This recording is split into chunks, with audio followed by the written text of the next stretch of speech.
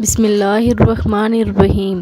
رسول اللہ صلی اللہ علیہ وآلہ وسلم کا ارشاد ہے کہ مسلمان کی ضرورت پوری کرنا کیسا ہے۔ حضرت علی رضی اللہ تعالیٰ عنہ فرماتے ہیں، مجھے معلوم نہیں کہ اللہ تعالیٰ نے ان دو نعمتوں میں سے کون سی نعمت سے نواز کر مجھ پر بڑا احسان کیا ہے۔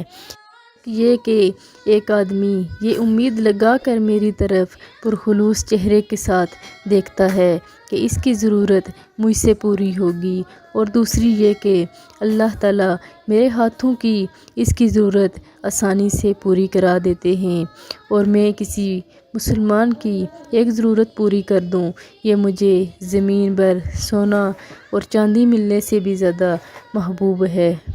کسی مسلمان کی ضرورت پوری کرنا بھی اجر کا کام ہے۔ آپ لوگوں نے اس ویڈیو کو آگے لازمی شیئر کرنا ہے، اور ابھی تک اگر زینب ٹی وی کو سبسکرائب نہیں کیا تو سبسکرائب کریں۔ جزاک اللہ۔